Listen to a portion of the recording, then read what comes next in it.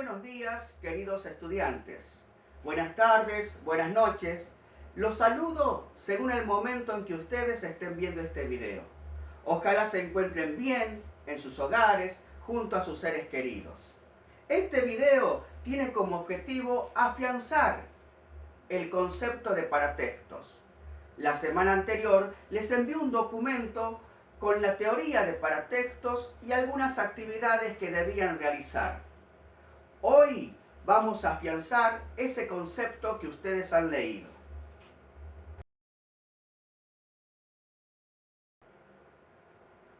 Para comenzar, vamos a definir qué es el paratexto.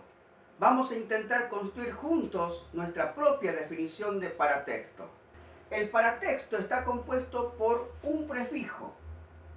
El prefijo para, cuyo significado es estar junto a o alrededor de. Sabiendo el significado de este prefijo, podemos arriesgarnos a construir nuestra propia definición de paratexto. Podríamos decir que el paratexto es todo aquello que se encuentra junto al texto. También podríamos decir que el paratexto es todo aquello que se encuentra alrededor del texto. En Internet, en el sitio de Wikipedia, se nos ofrece una definición de paratextos. Vamos a leerla para así seguir enriqueciendo nuestra propia definición.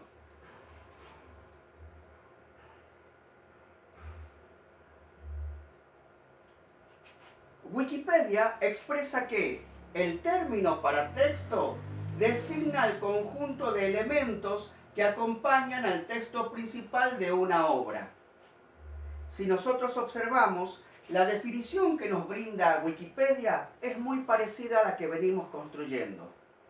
Esa similitud se expresa en el término acompañan, ya que es muy similar a decir estar junto a o alrededor de. Podríamos utilizar esta definición para enriquecer la nuestra. Podríamos decir que el término paratexto designa el conjunto de elementos que se encuentran junto o alrededor del texto principal, acompañándolo. Valiéndonos de esta definición, vamos a intentar identificar los paratextos en el siguiente ejemplo. Podemos ver en este ejemplo que está presentando paratextos, pero antes de identificar los paratextos es muy importante señalar cuál es el texto principal. ¿Cómo nosotros vamos a identificar el texto principal? Siempre el texto principal es la superficie textual más extensa que observamos. Esto sería el texto principal. Todo lo que acompaña a este texto principal son los paratextos. Ahora bien, hay diferencias entre estos elementos que llamamos paratextos. Podemos observar en este bloque que la letra es mucho más grande en tamaño, que tiene otro tipo de letra con respecto a los demás paratextos y al texto principal. También podemos observar en este bloque que se diferencia por su letra, por su tamaño, por su color. Aquí en este elemento es totalmente diferente, no está compuesto por palabras, sino por imágenes. También tenemos un pequeño paratexto aquí que dice adaptación. Bueno, ya hemos logrado identificar los paratextos. Tenemos un paratexto llamado título, otro paratexto, una imagen, y el de abajo también es un paratexto, porque están acompañando al texto, están junto al texto, alrededor del texto. Hemos logrado identificar los paratextos en este ejemplo, pero también hemos observado que cada paratexto es diferente al otro. Ahora vamos a clasificar los paratextos. La clasificación de los paratextos responde a dos criterios. El primer criterio es desde un punto de vista perceptivo. El segundo criterio es desde un punto de vista de la emisión.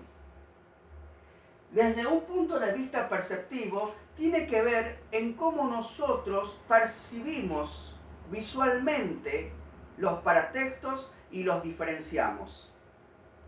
Desde un punto de vista de la emisión, esta clasificación tiene que ver con la distinción que hacemos de cada paratexto según quién los produce, que puede ser el autor del escrito, el editor, la editorial o algún tercero.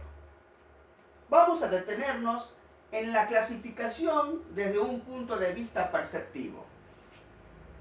Desde este punto de vista, los paratextos se clasifican en paratextos icónicos, que están compuestos por gráficos, imágenes e iconos que ayudan a presentar el texto y su contenido, asegurando así su percepción y su consumo.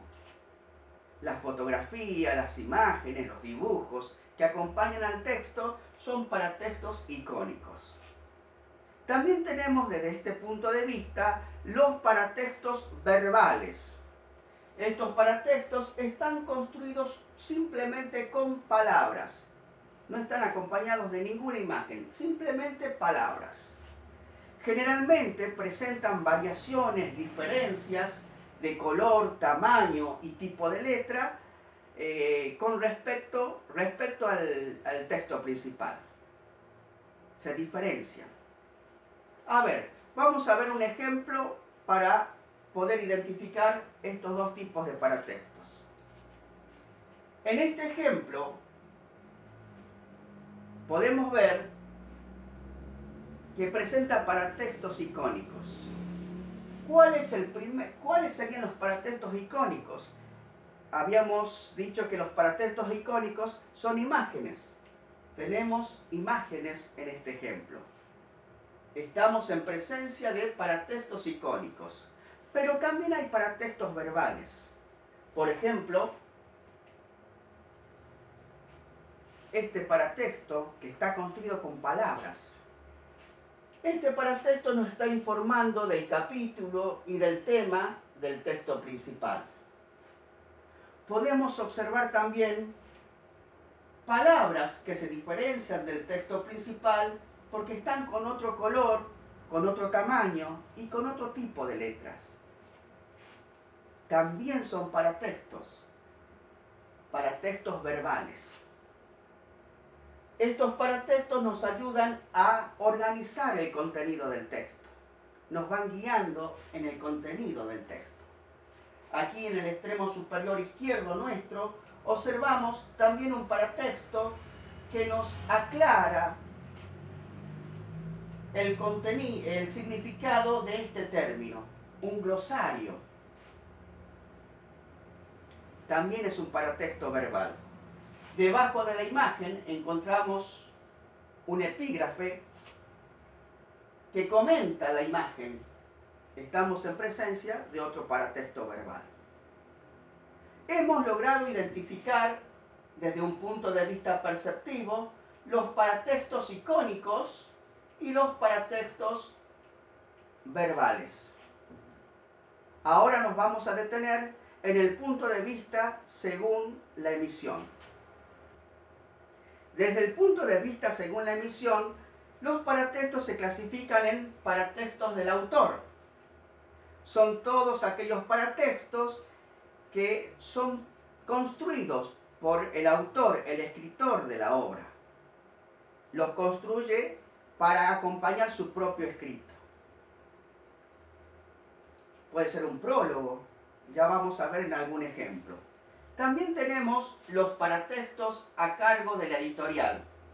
Son paratextos que produce una editorial con el fin de influir en el consumo del texto. Por ejemplo, cuando nosotros vamos a comprar un libro, el primer contacto que tiene el lector con el libro son los paratextos, que se encuentran en la tapa, en el lomo y en la contratapa del libro. Estos paratextos generalmente son paratextos de la editorial, que busca que nosotros nos interesemos por el libro y podamos comprarlo, podamos consumirlo. También el paratexto de la editorial es el índice en donde se presenta la información del contenido del libro. Tenemos palabras preliminares, que en este caso es de la autora del libro. Tenemos también prólogo como paratexto, que en este caso lo escribe un tercero, Roberto Rojo. ¿Sí? Esos son los paratextos clasificados según la emisión. Que paratexto es todo aquello que se encuentra junto o alrededor del texto. Se clasifican según dos criterios, según la percepción y según la emisión. Según la percepción, tenemos paratextos icónicos, que son los compuestos por imágenes, gráficos, iconos. Los paratextos verbales, que son aquellos que están compuestos simplemente por palabras.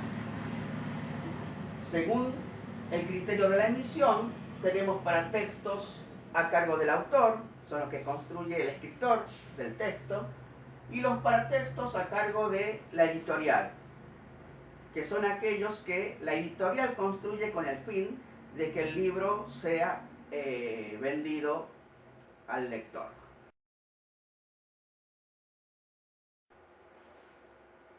¿Para qué sirven los paratextos? ¿Para qué enseñamos el tema paratextos? ¿Para qué los diferenciamos? ¿Para qué buscamos en dónde se encuentran? Primero y principal, el paratexto sirve para anticipar el contenido de un texto. Cuando nosotros vamos a realizar una lectura, al ver los paratextos que tiene, las imágenes, los paratextos verbales, todo lo que acompaña al texto, ya nos hacemos una idea del contenido que el texto principal tiene.